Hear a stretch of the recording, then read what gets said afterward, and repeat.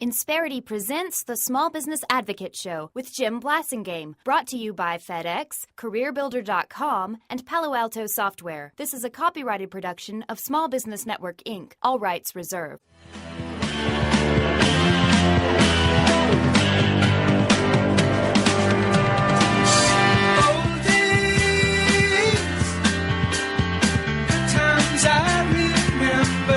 Welcome back. It's 17 till. I'm Jim Blasingame. Thank you very much for staying with me. My website is smallbusinessadvocate.com. Please use it to your advantage. We got a lot of stuff that will help you with your small business.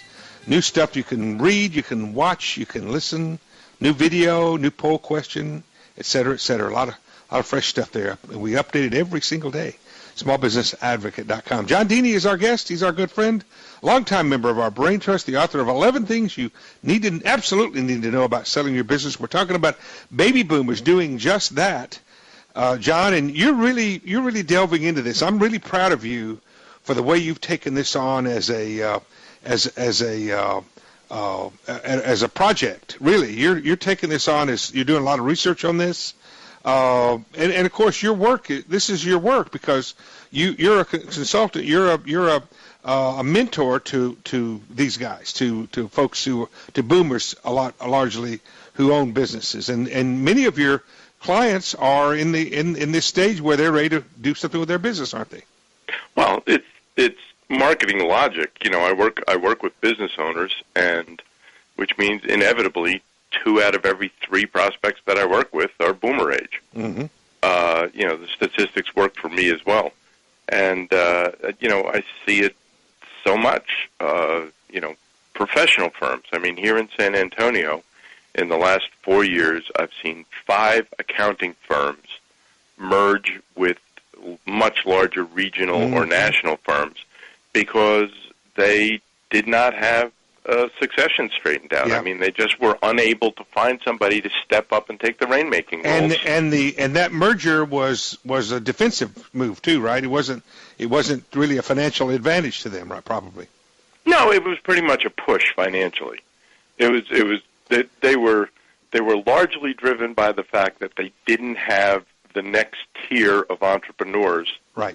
Like the guys that formed and built the firm. Is that because of demographics? Is it because of bad planning? Is it because the people the people coming up behind us are different? What is it? What do you think? Yes. The part of it is bad planning. Part of it is the entrepreneurs come in and they are the rainmakers, and like many business owners, not just in professional services, they tend to backfill behind them with people to do the work. The executors, yeah. Yeah.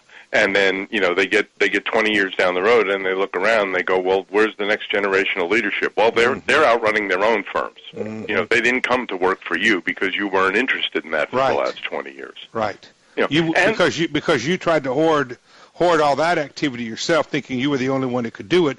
You didn't grow a replacement. Right. Yeah. And then growing a replacement with Generation X is an issue. How is that? What is the issue? Gen X has a different set of values. They, raised largely by boomers. They have looked at the boomers' inability to achieve a work-life balance. I mean, we've talked about this in previous shows. Yeah.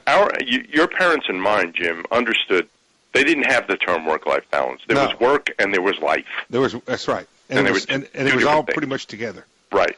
Yeah. Our family, the GI generation, balance wasn't really part of their world. Because they had it. Yeah. I mean, it was inherent. When you went to work, you worked. When you came home, you came home. Right. It was the boomers, especially with mom getting out of the house and bringing in a second income, that really just intermingled the two to the point where, now there's, I was just reading an article this morning on, is the Internet making us mad?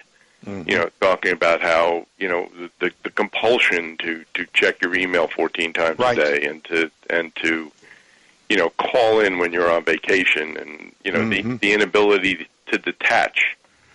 And boomers were our drive to be successful, because we grew up in a competitive environment where there were too many of us at every stage of life, made us so competitive and so focused on success that we just became almost 80 million workaholics.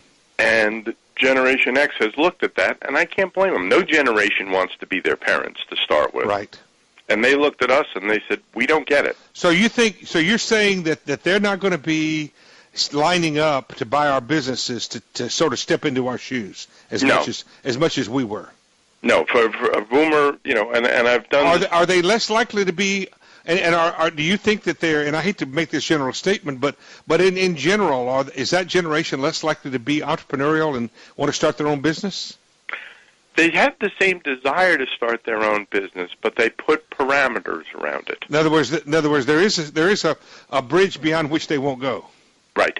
I've done the exercise, and when I speak in a number of groups, and I'll single out the Xers and I'll say, hey, you guys have a great opportunity.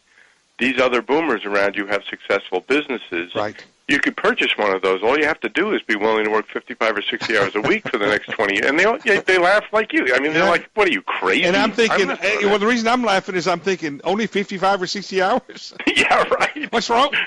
Which business is that? Can I have one of those? What a deal. That's pretty funny. So and folks, what we're talking about here, if you're a boomer, you're trying to, you're thinking about what you're going to do with your business.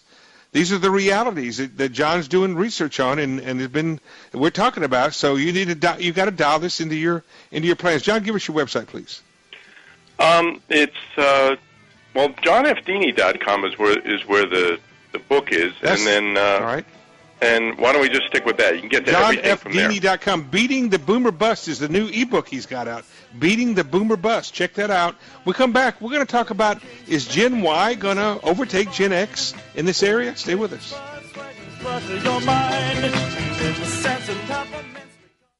Insperity presents the Small Business Advocate Show with Jim Blasingame, brought to you by FedEx, CareerBuilder.com, and Palo Alto Software. This is a copyrighted production of Small Business Network, Inc., intended for the private use of our audience. Except as otherwise provided by copyright law, all other copying, redistribution, or publication without prior written consent is prohibited. All rights reserved.